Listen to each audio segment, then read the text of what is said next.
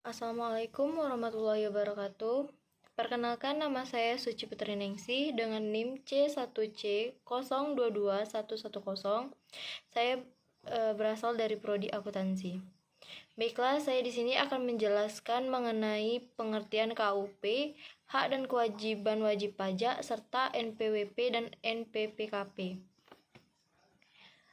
Yang pertama ada pengertian KUP.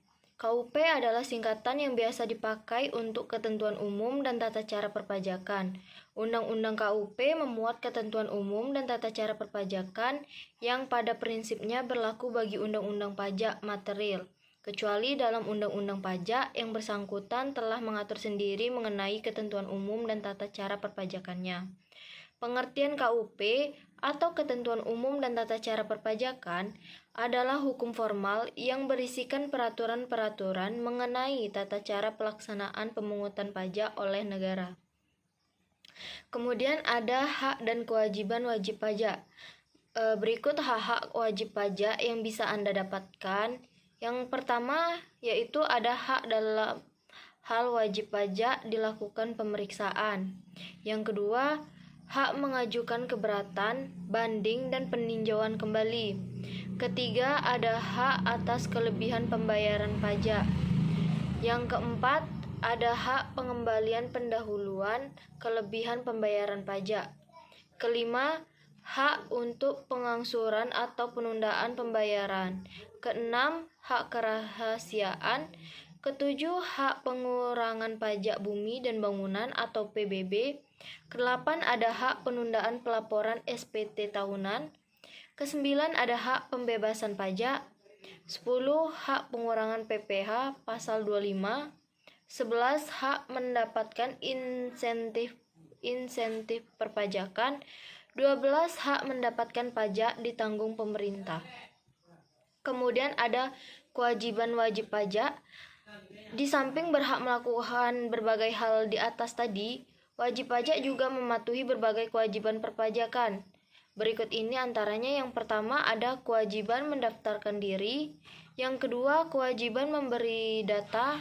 Yang ketiga, kewajiban pembayaran, pelaporan, pemungutan atau pemotongan pajak. Yang keempat, kewajiban pemeriksaan. Kemudian mengenai NPWP dan NPPKP. Definisi NPWP di sini adalah nomor pokok wajib pajak atau NPWP adalah nomor yang diberikan kepada wajib pajak sebagai sarana dalam administrasi perpajakan yang dipergunakan sebagai tanda pengenal diri atau identitas wajib pajak dalam melaksanakan hak dan kewajiban perpajakan. Pasal 1 ayat 6 Undang-Undang KUP.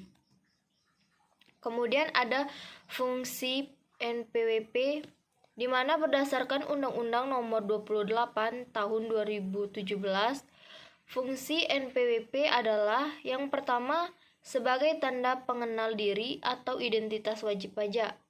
Yang kedua ada menjaga ketertiban dalam pembayaran pajak dari dalam pengawasan administrasi perpajakan.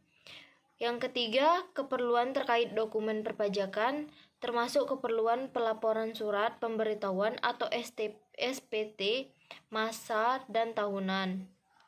Keempat, ada memenuhi kewajiban perpajakan. Kelima, ada mendapatkan pelayanan instansi tertentu yang mewajibkan pencantuman NPWP dalam dokumen yang diwajibkan, misalnya pengajuan kredit usaha di bank. Kemudian ada sanksi jika tidak memiliki NPWP. Terdapat sanksi bagi mereka yang sengaja tidak mendaftarkan diri untuk mendapatkan NPWP atau tidak melaporkan usaha mereka sebagai PKP sehingga dapat menimbulkan kerugian pada pendapatan negara, yaitu dapat dipidana. Kemudian ada mengenai hapusnya NPWP. Penghapusan nomor wajib pajak dilakukan oleh Direktur Jenderal Pajak. Ya, apabila yang pertama wajib pajak sudah tidak memenuhi syarat subjektif atau objektif sesuai dengan ketentuan peraturan perundang-undangan perpajakan. Yang kedua, wajib pajak badan dalam rangka likuidasi atau pembubaran karena pemberhentian atau penggabungan usaha. Yang ketiga, wanita yang sebelumnya memiliki NPWP dan menikah tanpa membuat perjanjian pemisahan harta atau penghasilan. Yang keempat, ada wajib pajak bentuk usaha tetap menghentikan kegiatan usaha di Indonesia. Kemudian definisi NPPKP. NPPKP adalah nomor yang diberikan kepada pengusaha yang memenuhi syarat sebagai PKP terhadap WP atau pengusaha kena pajak yang tidak memenuhi kewajiban untuk mendaftarkan diri dan melaporkan usahanya, maka dapat diterbitkan NPWP dan atau pengukuhan pengusaha kena pajak secara jabatan.